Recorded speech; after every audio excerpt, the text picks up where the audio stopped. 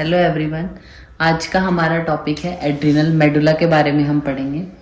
ये जो है हमने इससे प्रीवियस वीडियो में जैसे पढ़ ही लिया, इनर पार्ट है और एड्रिनल ग्लैंड जो है उसका टोटल 20% जो ये होता है। इसमें जो सेल्स होती हैं उनको हम बोलते हैं क्रोमेफिन सेल्स। क्रोमेफिन सेल्स या फिर उनको और क्या कहा जाता है, फियोक्रोम सेल्स। ये नाम आपको याद रखना है क्योंकि हम जब इसकी अप्लाइड फिजियोलॉजी के बारे में पढ़ेंगे तो वहां पे नाम आएगा ये। तो क्रोमेफिन सेल या फियोक्रोम सेल्स, या इसको ही क्या और दूसरा नाम है क्रोमोफिल सेल भी बोलते हैं। तो तीनों नाम में से क्रोमेफिन, क्रोमोफिल या फिर फियोक्रोम सेल्स भी बोलते हैं। दो टाइप की सेल होती हैं जो क्या करती हैं, कुछ सेल तो होती हैं जो एड्रिनलिन सेक्रेट करती हैं, कुछ होती हैं जो नॉर एड्रिनलिन सेक्रेट करती हैं। तो एड्रिनलिन सेक्रेटिंग सेल और nor adrenaline secreting cell collectively जो एड्रिनल मेडुला है उसके जो भी सिक्रीशन है उनको हम बोलते हैं कैटेकोलामिन्स। और एड्रिनल मेडुला से क्या क्या सिक्रेट हो रहा है, जैसे भी हम पहले वीडियोस में पढ़ चुके हैं, एड्रिनलिन, नॉर एड्रिनलिन और डोपामिन। ठीक है, तो हम इनके एक्शन को एक एक करके पढ़ते हैं। तो एड्रिनलिन और नॉर एड्रिनलिन के एक्शंस को हम एक साथ पढ़ेंगे और डोपामिन को बाद में।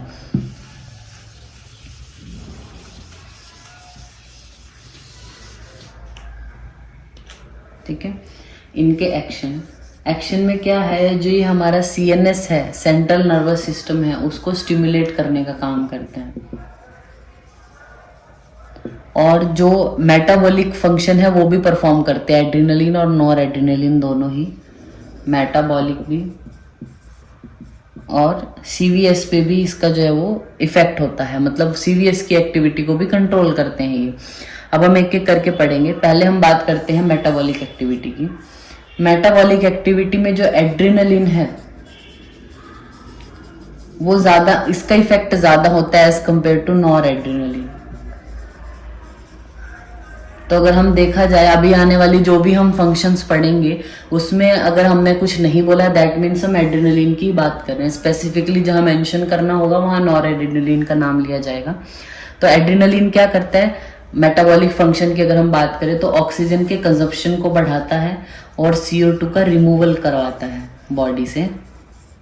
जो ब्लड ग्लूकोज लेवल है, ब्लड के ग्लूकोज लेवल को बढ़ा रहा है ये। क्यों बढ़ा रहा है, because of increase glycogenolysis in the liver और मसल। ग्लूकोजेनोलाइसिस जो है वो लीवर और मसल में जो हो रही है उसको, उस प्रोसेस को स्टिमुलेट करता है। That's why blood glucose level जो है वो बढ़ जाता है। देन फैट के साथ क्या करता है, फैट को मोबिलाइज कराने का काम करता है। मतलब जो फैटी एसिड्स हैं, जो एडिपोज टिश्यू से फैटी जो एसिड्स हैं उनको लेके आने का काम करता है, मोबिलाइज करवाता है, यानी फैट की स्टोरेज नहीं होने देगा। तो इस आपने देखा होगा बहुत सारे हार्मोन का हमने फंक्शन पढ़ा है, मोबिलाइजेशन ऑफ। कुछ क्या करता है, फैट स्टोरेज भी करवाते हैं जैसे इंसुलिन। तो इस तरीके के भी क्वेश्चन आपको पूछे जा सकते हैं कि 1 मार्क्स के जो क्वेश्चन हैं कि इनमें से कौन सा हार्मोन है जो फैट का मोबिलाइजेशन नहीं करवाता। तो मोबिलाइजेशन में इसका नाम होगा, मतलब एड्रिनल मेडुलरी जो हार्मोन्स हैं। और इससे पहले हमने एड्रिनल कॉर्टेक्स के पढ़े वो भी, और थायराइड का भी ऐसा ही काम है मोबिलाइजेशन का। तो इस तरीके के हार्मोन के भी बारे में हमने पढ़ा है, तो उनमें से आपको एक चूज करना होगा। तो इस तरीके से भी 1 मार्क्स के क्वेश्चन आपसे पूछे जा सकते हैं, तो उनका आपको ध्यान रखना है। देन हम बात करते हैं, हमने मेटाबॉलिक फंक्शन की बात की, फिर हम बात करते हैं ब्लड के बारे में। ब्लड पे क्या एक्शन है इनका, तो ये क्या करते हैं, ब्लड की जो कोएगुलेशन टाइम है उसको कम कर देता है और आरबीसी काउंट को बढ़ा देता है। आरबीसी काउंट को कैसे काम कर देता है, इसका काम है कॉन्स्ट्रिक्शन करना, मतलब किसी की चीज को दबाना है। वैसे डायलेशन भी करते हैं कई जगह पे, लेकिन कॉन्स्ट्रिक्शन ज्यादा काम करते हैं। तो क्या करेंगे, ये जो हमारी स्प्लीनिक कैप्सूल है, स्प्लीनिक कैप्सूल में जो स्मूथ मसल है उनका कॉन्स्ट्रिक्शन करवाता है। जैसे ही स्प्लीनिक कैप्सूल दबेगा तो जो उसने आरबीसीज को स्टोर किया वो बाहर आ जाएंगे। ठीक है, जैसे ये स्प्लीन है, अगर सपोज आप बात करें तो ये क्या करेगा, कॉन्स्ट्रिक्शन करवाएगा। ठीक है, स्मूथ मसल का कॉन्स्ट्रिक्शन होगा तो जो भी यहाँ मटेरियल है जो इकट्ठा हुआ है वो क्या आ जाएगा, सर्कुलेशन में आ जाता है। तो आरबीसीज जो है वो सर्कुलेशन में ज्यादा आ जाती है। इस तरीके से आरबीसी का जो काउंट है बढ़ जाता है। फिर हम बात करते हैं हार्ट की। हार्ट में क्या करेगा, हार्ट रेट को बढ़ाता है, फोर्स ऑफ कॉन्ट्रैक्शन बढ़ाता है, हार्ट की कंडक्टिविटी को बढ़ाता है, और एक्साइटेबिलिटी जो है हार्ट मसल की उसको भी बढ़ाने का काम करता है। देन हम बात करते हैं बीपी की। बीपी पे कैसा एक्शन है इसका, ब्लड प्रेशर को कैसे चेंज कर सकते हैं। पहले हम बात करेंगे इसमें एड्रेनलिन की। यहाँ पे दोनों का एक्शन डिफरेंट हो जाएगा एक्चुअली। एड्रेनलिन क्या करता है, जो सिस्टोलिक बीपी होता है, सिस्टोलिक ब्लड प्रेशर होता है उसको बढ़ाता है, और जो डायस्टोलिक ब्लड प्रेशर होता है उसको कम करता है। सिस्टोलिक ब्लड प्रेशर को क्यों बढ़ा रहा है, क्योंकि फोर्स ऑफ कंट्रैक्शन को बढ़ाता है ये एड्रेनलिन। फोर्स ऑफ कंट्रैक्शन बढ़ेगा, जो हार्ट है वहां का कार्डियक आउटपुट बढ़ेगी, तो सिस्टोलिक बीपी बढ़ जाएगा। डायस्टोलिक बीपी को कम क्यों कर रहा है, क्योंकि डायस्टोलिक बीपी के टाइम पे तो ये टोटल पेरिफेरल रेजिस्टेंस जो है उसको कम कर देता है, तो सिस्टोलिक को बढ़ा रहा है, डायस्टोलिक को कम कर रहा है। अगर हम बात करें ऐसे ही नॉर एड्रेनलिन की, तो नॉर एड्रेनलिन क्या करता है, डायस्टोलिक बीपी को बढ़ाता है मेनली, पर सिस्टोलिक को भी बढ़ाता है वो, मेन डायस्टोलिक को, लेकिन सिस्टोलिक को भी बढ़ाता है। ठीक है। फिर अगर दोनों ही एड्रेनलिन और नॉर एड्रेनलिन दोनों ही किसी में ज्यादा हो जाए तो ऐसे पेशेंट को हाइपरटेंशन हो जाता है। ठीक है, बीपी तो बढ़ना ही है उसका, सिस्टोलिक भी बढ़ रहा है चाहे डायस्टोलिक भी बढ़ रहा है, दोनों ज्यादा होंगे तो हाइपरटेंसिव होगा वो पेशेंट। फिर हम बात करते हैं रेस्पिरेशन पे। रेस्पिरेटरी सिस्टम पे क्या होगा, जो रेस्पिरेशन का रेट है और फोर्स है उसको बढ़ा देता है। देन हम बात करते हैं स्किन की। स्किन में जो स्वेट ग्लैंड्स है उसको कंस्ट्रिक्ट करता है, तो स्वेट स्क्रीशन बढ़ा देता है ये। फिर हम बात करते हैं स्केलेटल मसल की। स्केलेटल मसल में क्या करेगा, सीवियर कॉन्ट्रैक्शन करवाएगा और जल्दी वो मसल फटीग में चली जाएंगी, थक जाएंगी इसकी वजह से। सीएनएस में क्या करता है, नॉर्मल फंक्शनिंग के लिए जरूरी है सीएनएस की, लेकिन सीएनएस की एक्टिविटी को बढ़ा देता है ये।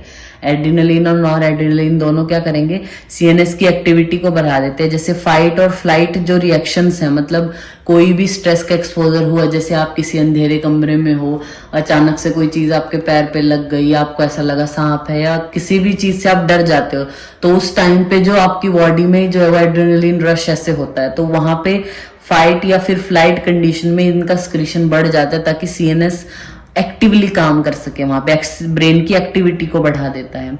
अब हम बात करें स्लेवरी ग्लैंड्स या लैक्राइमल ग्लैंड, वहां पे भी कॉन्स्ट्रिक्टरी एक्शन है, तो सलाइवा का प्रोडक्शन बढ़ा देता है। लैक्राइमल ग्लैंड से भी जो टीयर है उनका स्क्रीशन करवाता है। फिर हम बात करते हैं डोपामिन की। थर्ड जो हमारा हार्मोन है एड्रिनल मेडुला का, वो है डोपामिन। डोपामिन का एक्चुअली जो मेन फंक्शन है वो इसमें से ज्यादा देखने को नहीं मिलता, क्योंकि बहुत कम अमाउंट में होता है। उसमें मेनली जो एक्शन देखने को मिलता है एड्रिनल मेडुला का, वो उसमें एड्रेनलिन और नॉर एड्रेनलिन का करते हैं हम। डोपामिन का क्यों ऐसा है, क्योंकि डोपामिन यहीं से स्क्रीट नहीं होता, वो ब्रेन में जो है, मतलब जो डोपामिनर्जिक न्यूरॉन्स हैं वहां से भी स्क्रीट होता है ब्रेन में, जैसे कि मेनली बेसल गैंग्लिया में होते हैं, तो वहां पे भी डोपामिन स्क्रीट होता है। वहां पे ये एज ए न्यूरोट्रांसमीटर काम करता है, मतलब एक न्यूरॉन है तो दूसरे न्यूरॉन पे वो जो अपना जो भी सिग्नल भेज रही है, ये हमने बात की थी पहले भी, तो वहां पे क्या काम करेगा, एज ए न्यूरोट्रांसमीटर काम करता है, मतलब ये मैसेज ले जाने का काम आगे करता है। ठीक है, तो यहाँ पे इतना ज्यादा एक्शन इसका कुछ बॉडी में, मतलब एड्रिनल मेडुला को ये ऐसे ज्यादा एक्शन देखने को नहीं मिलता है। फिर हम बात करते हैं इसकी अप्लाइड फिजियोलॉजी की। अप्लाइड फिजियोलॉजी में एक डिजीज है फियोक्रोमोसाइटोमा। जब वीडियो स्टार्ट हुई थी तो हमने बताया था ना कि जो इसकी सेल्स हैं, क्रोमोफिल सेल या क्रोमोफिन सेल या फियोक्रोम सेल्स भी इनको बोलते हैं, तो वो इसीलिए याद रखने को बोला था क्योंकि जो ये डिजीज है ये होती है, इसको हम बोलते हैं फियोक्रोमोसाइटोमा। मतलब फियोक्रोम्स जो सेल हैं उनका ये क्या है, कार्सिनोमा के लिए आया, मतलब कि उनका कैंसर है, कैंसरस ग्रोथ है। तो फियोक्रोमोसाइटोमा एक्चुअली एक कैंसरस फेज है ये, जिसकी वजह से जब सेल ज्यादा है कैंसरस में, क्या होगा, कैंसर का मतलब क्या है, जो डिवाइडिंग सेल जो डिवाइडेशन है वो अनकंट्रोल्ड हो जाता है। तो बहुत ज्यादा एक ट्यूमर जैसा वो बन गया, एक ग्रोथ जैसी है, तो उससे कैटेकोलामिन्स जो भी है यानी तीनों है उनका स्क्रीशन ज्यादा होने लगेगा। तो वो फियोक्रोमोसाइटोमा में साइन एंड सिम्टम क्या आते हैं, ऐसा पेशेंट हाइपरटेंसिव होगा, एंजाइटी होगी उसको, चेस्ट पेन होगा, पाल्पिटेशन, टेकिकार्डिया, हाइपरग्लाइसीमिया, फीवर होना, हेडेक, वेट लॉस, ये सब सिम्टम देखने को मिल सकते हैं। तो ये हमारा टॉपिक हो गया एड्रिनल मेडुला, जिसके हमने इनिशियली जो इंट्रोडक्शन है वो पढ़ा, कितने कैसी सेल्स होती हैं, उसके क्या क्या नाम है डिफरेंट, क्या क्या इससे स्क्रीशन होते हैं, 3 जो हार्मोन हैं और सबके जो है वो एक्शन पे, ब्लड पे क्या एक्शन है, मेटाबॉलिक फंक्शन को कैसे कंट्रोल कर रहा है, हार्ट को कैसे कंट्रोल कर रहा है, सीएनएस को कैसे, बाकी अदर ग्लैंड जैसे सिलेवरी ग्लैंड्स हैं, लैक्राइमल ग्लैंड है, स्वेट ग्लैंड है, उन पे किस तरीके का एक्शन हो रहा है वो हमने पढ़ा। तो ये हमारा टॉपिक हो गया एड्रिनल मेडुला। Thank you.